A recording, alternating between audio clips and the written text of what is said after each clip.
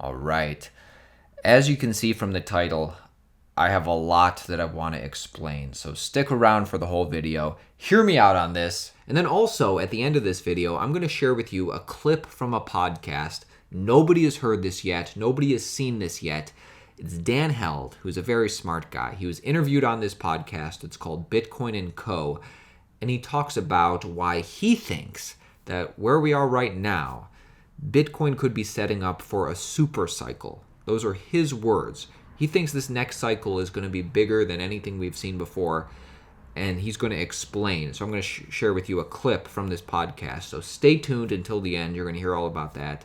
Welcome back, everybody, to Altcoin Daily, where you subscribe for our daily videos on everything going on with Bitcoin and crypto in this whole space. Let's do it.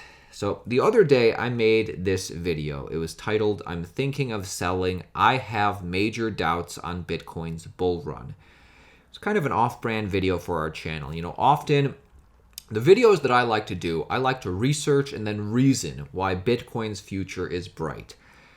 Anyways, in this one, although I still try to offer insight and perspective, just like I always do, I was looking at things in a different way. Now, what's interesting is that within the video, I never actually mentioned the word sell. I never said I'm going to sell my Bitcoin within the video. I never talked about giving up. The original title was just, when I was doing this video, the original title was just, I'm having doubts on Bitcoin's bull run. It was just going to be this. And then last minute, right before I published it, I added, I'm thinking about selling. Because I was having doubts. And, I added this sentence to the title last minute just because I thought it was relatable and it's something we all think about and it's human and it's normal. But really, the video wasn't about me selling. The video was about me having doubts on the time frame for the next bull run. If you actually listen to the words that I say in the video, I say I am still long-term bullish. I was simply presenting the possibility that instead of something like this, which is what we're all waiting for, it's possible that we could see something play out like this, and you have to be prepared. Now, I was also clear that I don't expect this red line to happen. I was clear. I said in the video, Bitcoin is not dead. The fundamentals have never been better. I was just exploring a different possibility, a more sober, some would say realistic possibility. It's something that could happen if we trade sideways for a while. Actually, in the clip I'm going to play you in a second, Dan thinks we're going to see something bigger than the green line right here, so stay tuned for that. But I just wanted to clear this up. I'm not selling. I was merely presenting an alternative, sober, realistic opinion that I think is something we need to consider. Do I think about all possibilities? Yes, I do. Do I have a plan for different scenarios? Yes, I do, and I hope you do too. If we don't see new highs for another year, I hope that you have thought about that and thinking about other metrics as to why you're invested in Bitcoin that's not related to the price. Anyways, I also want to thank you because this video got a record amount of likes and a record amount of comments. Most of it was you offering words of encouragement, either reminding me of all the positive fundamentals that we've gone over for the past year, or just saying something nice in the comments in general. And it reminded me of the nice little tribe that we have going on here. I also wanted to address the two issues that I brought up in the other video. I've since thought more about these, and now I have some reasoning. So the two initial doubts were, I said, I don't think most people are interested in getting off zero when it comes to Bitcoin. When I talk to my friends, when I talk to normal people, the apathy I see when it comes to Bitcoin is revealing. And then the other issue was, I said, what if where we are right now isn't 1994? What if we're really in 1984 and we still have a long way to go for adoption and for growth?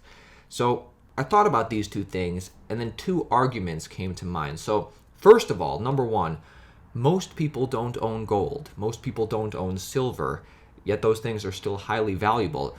So the fact is, yeah, most people probably won't own Bitcoin for a long time, and that's probably normal, but it can still thrive like gold does or like silver does. And then for the internet, the thing is, The infrastructure for the internet wasn't around back in the day, obviously. You didn't have the cables in the ground, you didn't have routers, you didn't have anything that people needed to build out, and that's why it took so long to reach mass adoption.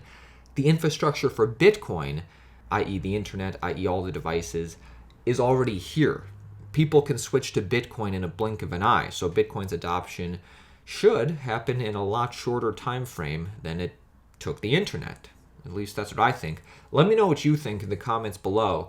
And then finally, we're going to finish things off by listening to Dan Held on this podcast. So he's talking about Bitcoin's next cycle, and he says, I think it's going to be a super cycle. So actually, we're going to pick things up mid-interview. He's just finished answering the question, how many users does Bitcoin have really?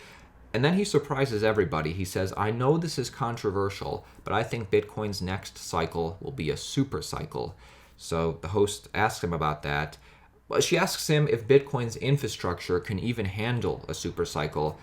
And Dan closes by saying yes. And then he has reasoning as to why the next cycle will be a lot bigger.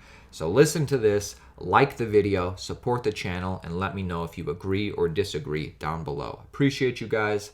See you tomorrow. Yeah, but you say 500 million users. How much users do we have now? Do we have an estimate? I mean, the estimates are all over the place, but between 20 and 40 million, I think is a good one, unique users. So it will actually take a long time, to be honest, huh? A couple cycles. Now, I do think there might be a Bitcoin super cycle coming up, but that's a bit of a controversial take. The halving or? Yeah, so the halvening, post-halvening, we've seen the last two bull markets happen post-halvening. So we're on the precipice of another one in around May 2020. But I think that the backdrop in which this halvening event is occurring, the macro backdrop, the backdrop of the world economy is much different than the other halvening events. We're at a moment where the President of the United States, Donald Trump, is tweeting at the Federal Reserve to print more money, which is crazy. So I think Bitcoin, if accepted by institutional traders as a risk-off trade or a safe haven asset, if that becomes the narrative in the year 2020, 2021, we might see Bitcoin not go through a normal market cycle. We might see it go through a super cycle. And this ties back to the user metrics because in a traditional cycle, Bitcoin 10x's and the number of users 10x and the number of transactions 10x. A lot of the, all these usage metrics around the protocol are based on these market boom and bust cycles. But in a super cycle, we might see it move from 20 to 40 million users to a billion versus 20 to 40 million users to 500 million. Is the technical infrastructure made for a super cycle yet? Yeah, you're talking like on-chain scaling. Yeah, on-chain or off-chain. I mean, like Lightning or not, yeah. That's a great question. In a store of value Gold 2.0 singular use case, I think it's more than ready. Now, in an everyday merchant payment, I don't think the user experience around Lightning is ready yet to onboard that many users. I do think the price elasticity of a transactor on layer 1 is quite high. So the worry is, okay, if we onboard 1 billion users into Bitcoin, using it to hodl and store value, will that make transaction fees go up? The answer is yes. There's a limited amount of block space and there's more demand for that block space, so people have to bid higher and higher. But if we look at what people are willing to pay to move other stores of value, I think we're going to be okay. Even if the fee is $10 or $50, people regularly spend, $20 to $80 in the United States to wire money. Physical gold delivery requires insurance, certain types of shipping methods. You've got, real estate transactions, which real estate is a $250 trillion store value asset. And those closing costs for a real estate transaction are enormous, in the thousands of dollars. And then offshore banking, to set up an offshore bank account, thousands and thousands of dollars. It sounds like you might think that the institutions will come in earlier than the regular people. Well, Bitcoin has largely been a retail trade so far.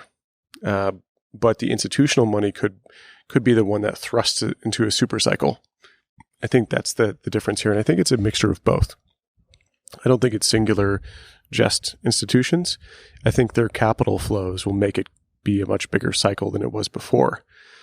But I think that increasing price, as we've seen in other bull markets, which, I got to admit, in 2013, when I saw that bull market, that got me really, really into Bitcoin. These speculative bull runs bring about greater awareness to Bitcoin, which brings around greater users and people that want to, people come for the trading and stay for the sound money. And so I think if it's an institution-led sort of if you see institutional volumes really skyrocket, that price movement will draw in retail as well.